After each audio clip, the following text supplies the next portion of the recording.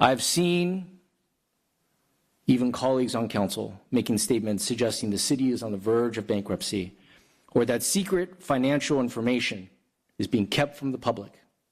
Comments about over the last 5 years, what we had in surpluses. If I could have the city manager first, if you could please address that. Having managed the city at that time, we had a number of years where we were very close to the vest. We were repeatedly adopting negative budgets. We did have in 2017 or 2018 a pretty good year where it was a $6 or $7 million surplus, but most of the time they were much smaller. We were in the what we call the black, but kind of just barely relative to these numbers. I will get you fiscal year 2021, the surplus was $1.24 million. 21-22, it was $10.71 million. In 22-23, it was $13.05 million. And the most recent year, 23-24, it was $10.35 million. Despite these financial gains, the fire department has continued to operate under the constraints of non-competitive wages. Our firefighters are dedicated to protecting and serving the city despite being ranked 10 out of 10 on our survey. The Arcadia Fire Department is ranked among the best in the state when it comes to treating cardiac patients, with survival outcomes that are second to none. Our non-transport rates are the best in the county, a testament to the high quality of patient care we provide. Then during COVID, starting in March of 2020, when everything was uncertain and everyone was trying to figure out how to adapt to a rapidly changing world, ACA members continued to come into work every single day. We did this to make sure that the city kept running and that essential services were uninterrupted for our residents.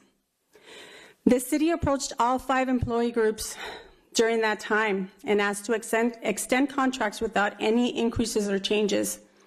Every group, including ACEA, agreed without question because we understood the difficult circumstances. But while our contracts were frozen, the cost of PERS medical coverage was not placed on hold.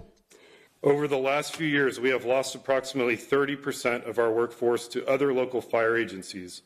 We have lost them simply because Arcadia has fallen well behind the market in terms of competitive wages. In 2020, with the uncertainty of COVID, we acted in good faith by postponing our contract negotiations. We also spearheaded measures to ensure the city's financial stability. Our firefighters, along with other city employees, played a significant role in passing both Measure A approvals, which raised the user utility tax. The success of Measure A was on the backs of your labor groups. This year, the council made competitive wages at fair market value a priority during the budget study session. We are simply asking that the council honor that commitment. Thank you. There have been some claims and insinuations that aim to undermine the trust we worked so hard to build. Let me be clear. These allegations are baseless. They are a disservice to both the council, the residents of our city, as well as the hardworking city staff. Simply put, it is not true. I would like the city manager to correct me if I'm wrong. We were explicitly told that the financial impact of our decision in terms of the negotiation was feasible for the city to handle. We can make adjustments if necessary, and we are prepared to do so. Should we face a worst case scenario, which is almost a 0% chance, we have $135 million to help us resolve any financial challenges. And at that time, you were having to do a lot of creative budgeting that included things like reduced transfers into our equipment fund, reduced transfers into our capital improvements funds. Isn't that correct? That is correct. If you go all the way back to 2013, 2014, when I started with the city, there was no money being actively transferred to those funds because we couldn't afford it. Then we were scrimping and saving to get $500,000 a year into those funds when they demanded $2, $3, and $4 million to be sustainable each year. We were also told this time raises had to be given, and they had to be significant and different from prior years. Dominic, Is what I've said, is there anything incorrect about that? I don't believe so, no. This allegation that there are two sets of books, financial books, one for council members and one for the public, that there is not full transparency in our financial records. Dominic, are there two sets of books in our city? No, there are no two sets of books in the city.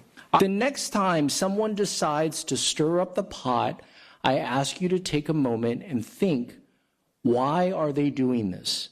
What is their goal? Why the division and the desire to divide? What is the personal agenda at stake? Our job is not to get caught up in distractions, but to focus on what really matters, ensuring that our city thrives, that voices are heard, even voices that we disagree with are heard, and to handle our tax dollars responsibly and ethically